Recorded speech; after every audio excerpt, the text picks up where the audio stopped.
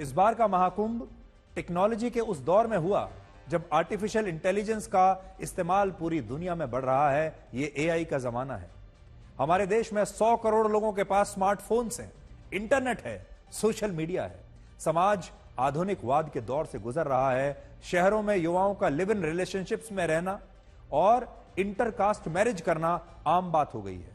लेकिन इस टेक्नोलॉजी के दौर में, इस इंटरकास्ट मैरिज के दौर में, इस लिव इन रिलेशनशिप के दौर में, इस सोशल मीडिया के दौर में, तब भी भारत की हजारों वर्ष पुरानी संस्कृति और परंपराएं आज भी जिंदा हैं, बरकरार हैं, जो आपको यह बताती हैं कि सनातन धर्म को मानने वाले लोग आधुनिक होने से डरते नहीं हैं, नए नए विचारों को, पद्धतियों को अपनाने से डरते नहीं हैं। यह अकेला ऐसा समाज है जो ओपन है, जो खुला हुआ है, नए बदलावों को स्वीकार कर रहा है, दूसरी जातियों को स्वीकार कर रहा है, दूसरे धर्मों को स्वीकार कर रहा है, टेक्नोलॉजी के जरिए जो हमारे समाज में बदलाव आ रहे हैं उसे स्वीकार कर रहा है। लेकिन उस सब के बावजूद अपनी पुरानी परंपराओं पर भी अड़िग है, अपनी संस्कृति और धर्म पर भी अड़िग है। और इस डिजिटल युग में भी लोगों ने संगम में डुबकी लगाने की हजारों वर्ष पुरानी परंपरा को न सिर्फ जीवित रखा, बल्कि बताया कि भारत टेक्नोलॉजी के इस आधुनिक युग में अपनी धार्मिक जड़ों को भूला नहीं है। तो जो लोग बार बार बाजार में जाकर सर्वे करते हैं कि भारत के लोग क्या चाहते हैं, क्या देखते हैं, उनके मन में क्या है, उन्हें आज ये बात नोट करनी चाहिए। इस महाकुंभ ने यह भी बताया कि जितनी सहनशीलता भारत के हिंदुओं में है, उतनी सहनशीलता किसी और धर्म के लोगों में नहीं है। 45 दिनों में भारत के 66 करोड़ हिंदू उस प्रयागराज में आए जहां 22% मुस्लिम आबादी रहती है और जहां 250 से ज्यादा छोटी बड़ी मस्जिदें हैं। एक भी दिन ऐसा नहीं हुआ जब महाकुंभ में हिंदू श्रद्धालुओं की भीड़ के कारण इन मस्जिदों में जुम्मे की नमाज ना पढ़ी गई हो और इस दौरान मस्जिदों से अजान ना हुई हो, या मस्जिदों में जो मुस्लिम समाज के लोग हैं उन्हें किसी भी प्रकार की कोई समस्या हुई हो। करोड़ों हिंदू श्रद्धालु प्रयागराज आए, लेकिन उन्होंने किसी दूसरे धर्म को कभी एक बार भी कोई चुनौती नहीं दी, किसी भी दूसरे धर्म के बहिष्कार करने की अपील नहीं की, और ना ही अपने धर्म को लेकर कहीं भी सड़क पर कोई उग्रता दिखाई, ना कोई उत्पात हुआ, ना सड़कों पर खड़े होकर उन्होंने अपने धर्म का प्रदर्शन किया। जो हिंदू मुस्लिम इलाकों से पैदल यात्रा करके महाकुंभ आए, उन्होंने भी मुस्लिम समुदाय के लोगों की धार्मिक भावनाओं का पूरा सम्मान किया। और यही है सनातन धर्म की असली खूबसूरती, जो लोगों को धार्मिक होते हुए भी कट्टर नहीं बनाता। असल में अगर आप देखेंगे तो प्रयागराज में इस बार दुनिया ने 2 संगम देखे। इनमें एक संगम गंगा, यमुना और सरस्वती नदी का है, और दूसरा संगम हिंदू और मुसलमानों की गंगा जमुनी तहजीब का भी है। और आज हम प्रयागराज के मुसलमानों की भी खुलकर तारीफ करना चाहते हैं, जिन्होंने महाकुंभ आने वाले हिंदू श्रद्धालुओं के लिए अपने घरों के दरवाजे 45 दिनों तक खोल कर रखे, और घरों के ही नहीं, अपने दिल के दरवाजे भी खोल दिए। आज हम पूरे प्रयागराज के लोगों को धन्यवाद देना चाहते हैं। पूरे देश के लोगों को प्रयागराज का धन्यवाद देना चाहिए, यहां के लोगों का धन्यवाद देना चाहिए, जिन्होंने दुनिया के सबसे बड़े धार्मिक आयोजन को सफल बनाने में इतनी महत्वपूर्ण भूमिका निभाई। उन्हें परेशानी तो जरूर हुई 45 दिनों तक। जिस प्रयागराज में सिर्फ 17 लाख लोग रहते हैं, उस प्रयागराज ने भारत के 66 करोड़ लोगों का महाकुंभ में स्वागत किया। सोचिए, एक ऐसा शहर जहां की आबादी सिर्फ 17 लाख है, वहां पर अगर 66 करोड़ लोग आ जाएं 45 दिनों के अंदर, तो शहर की हालत सोचिए, शहर के लोगों की हालत सोचिए। और इस भीड़ के कारण प्रयागराज के लोगों को न जाने कितनी असुविधाएं और परेशानियां भी हुई। प्रयागराज के लोगों का अपने घरों से बाहर निकलना मुश्किल हो गया। कई बार ट्रैफिक जैम के कारण रोजमर्रा का जरूरी सामान और जरूरी काम नहीं हो पाया। प्रयागराज में हर दिन सड़कों पर गाड़ियां फंसी रहीं। स्थिति ऐसी हो गई कि लोग प्रयागराज में ही अपने रिश्तेदारों के घर नहीं जा पा रहे, अपने काम पर नहीं जा पा रहे, काम से अपने घर वापस लौट नहीं पा रहे। लेकिन इसके बावजूद प्रयागराज के 17 लाख लोगों ने शिकायत नहीं की, और वो 45 दिनों तक लगातार इस आयोजन को सफल बनाने में जुटे रहे। ये सुनिश्चित करते रहे कि देश भर से जो करोड़ों लोग आ रहे हैं, वो मोक्ष प्राप्ति के लिए आ रहे हैं, भक्ति के लिए आ रहे हैं, आस्था के लिए आ रहे हैं, और उन्हें इन सब की प्राप्ति होनी चाहिए। सोचिए, आज जब किसी के घर में बिन बुलाए एक भी रिश्तेदार अगर आ जाए, या कोई बाहरी व्यक्ति आ जाए तो लोग परेशान होने लगते हैं। लेकिन जो प्रयागराज 17 लाख लोगों का घर है, उन लोगों ने अपने घर में 66 करोड़ लोगों के आने पर कोई शिकायत तक नहीं की। दूसरी तरफ जो लोग महाकुंभ में आए वो यहां से भूखे वापस नहीं लौटे। अगर उन्हें सोने के लिए जगह नहीं मिली तो स्थानीय लोगों के अपने घरों के दरवाजे उनके लिए खोल दिए। खाने के लिए खाना नहीं मिला तो प्रयागराज के लोगों ने भंडारों का आयोजन कर लिया।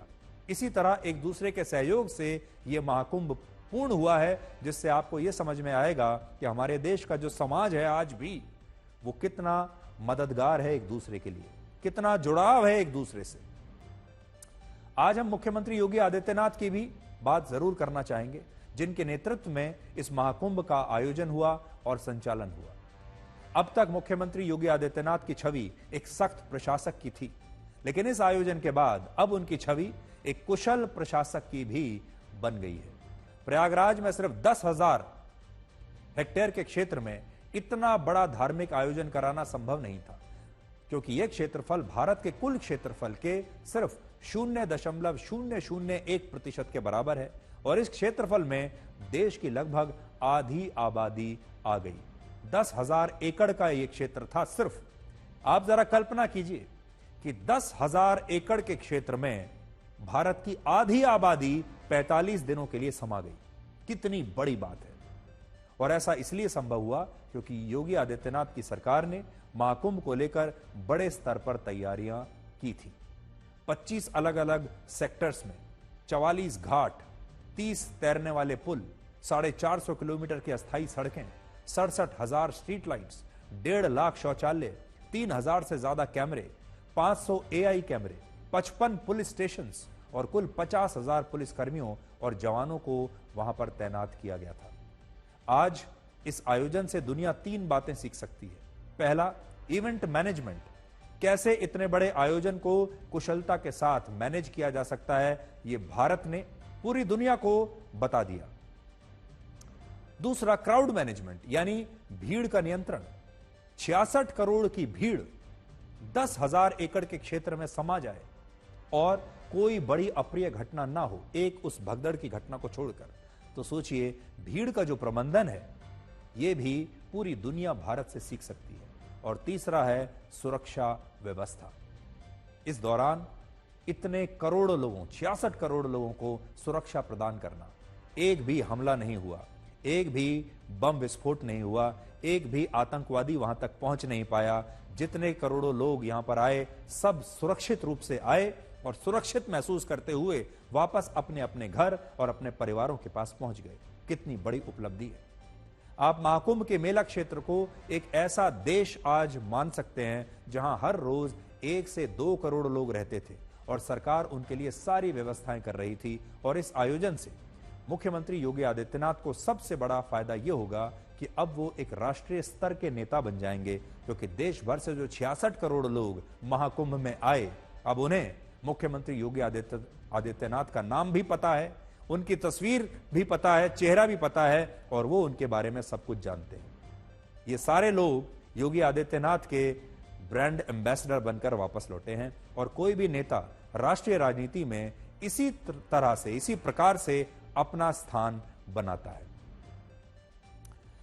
आज महाकुंभ का समापन महाशिवरात्रि पर हुआ है और यह बहुत ही खास संयोग है, क्योंकि भगवान शिव नहीं होते तो गंगा नदी नहीं होती, और अगर गंगा नहीं होती तो संगम भी नहीं होता, और संगम नहीं होता तो शायद महाकुंभ भी नहीं होता।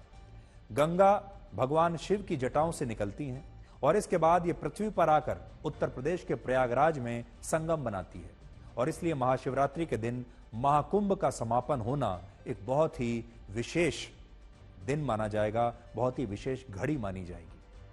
शिव पुराण में बताया गया है कि महाशिवरात्रि के दिन भगवान शिव और देवी पार्वती का विवाह हुआ था, और इसीलिए महाशिवरात्रि को आप दुनिया की सबसे बड़ी शादी की वर्षगांठ भी कह सकते हैं, दुनिया की सबसे बड़ी बारात कह सकते हैं। इसी वर्षगांठ की खुशी में पूरे देश में शिव बारात निकाली जाती है और हर उम्र और वर्ग के लोग भगवान शिव के बाराती की तरह इसमें शामिल होते हैं। तो आप ये कह सकते हैं कि महाशिवरात्रि के दिन भगवान शिव और देवी पार्वती का जो विवाह हुआ था वो दुनिया का सबसे बड़ा विवाह था और वो दुनिया की सबसे बड़ी बारात थी। और आज हम आपको उसी विवाह समारोह में ले जाने की कोशिश कर रहे हैं। भगवान शिव को देवों का देव महादेव कहा जाता है और ऐसा माना जाता है कि देवता ही नहीं बल्कि असुर भी महादेव के भक्त हैं, उनके प्रिय हैं और यही भगवान शिव की सबसे बड़ी ताकत है। देवता तो उनके भक्त हैं ही, राक्षस भी उनके ही भक्त हैं। भगवान शिव रुद्र भी हैं, यानी वो विनाशक भी हैं, और वो भोलेनाथ भी हैं, यानी वो बहुत ही भोले, दयालु और उदार भी हैं। और कहते हैं कि भगवान शिव अगर क्रोधित हो जाएं तो वो अपने तीसरे नेत्र से सृष्टि को नष्ट भी कर सकते हैं। और वो इतने भोले भाले भी हैं कि सिर्फ एक लोटे जल से उन्हें प्रसन्न भी किया जा सकता है। सबसे बड़ी बात यह है कि भगवान शिव सभी तरह के गुटों से मुक्त हैं और देवता भी उनकी आराधना करते हैं और राक्षस भी उनकी आराधना करते हैं। भगवान श्री राम भी उनके उपासक हैं और रावण भी उनका उपासक था। भगवान शिव की यही शक्ति दुनिया को बहुत कुछ सिखाती है। कहते हैं कि जो होकर भी ना हो, जो शून्य भी हो और शून्य से निकली सृष्टि भी हो, जो कण कण में व्याप्त हो, जो सत्य भी हो और सुंदर भी हो और जिनमें सृष्टि भी विलीन रहे, वो भगवान शिव है। और आज आप चाहें तो भगवान शिव से कई बातें सीख सकते हैं। पहली बात जो आप सीख सकते हैं, भगवान शिव के गले में लिपटी सर्प माला यह बताती है कि अहंकार को हमेशा नियंत्रण में रखना चाहिए। दूसरा, भगवान शिव से आप मैनेजमेंट का लाइफ लेसन सीख सकते हैं और वो ये है कि आपको अच्छे में हमेशा पीछे और बुरे में हमेशा आगे रहना चाहिए।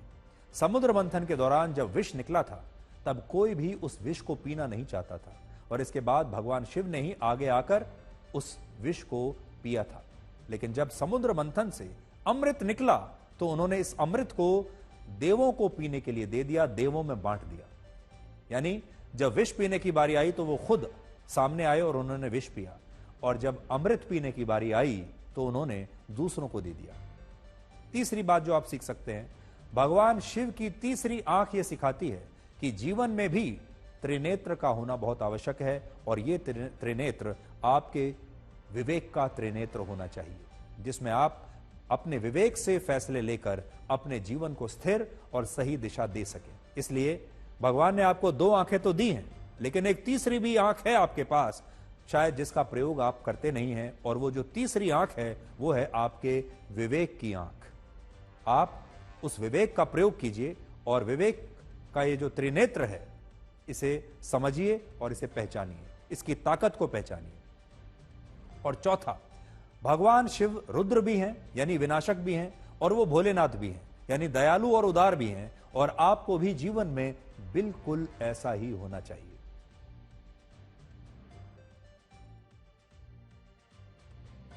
तो आज एक बहुत बड़े अध्याय का समापन हो गया है। आज महाकुंभ का समापन हुआ है और वो भी एक बहुत ही खास दिन महाशिवरात्रि के दिन हुआ है।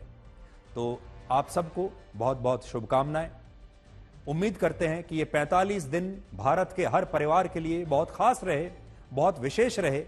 और जैसा कि हमने आपको आज बताया कि ये 45 दिनों में भारत का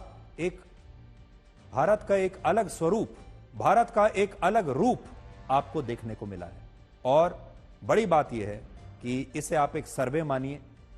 66 करोड़ लोगों ने, भारत के सनातन धर्म को मानने वाले लोगों ने पूरी दुनिया को यह बताया है कि वो क्या चाहते हैं और उनके दिलों में धीरे धीरे कैसे एक नई क्रांति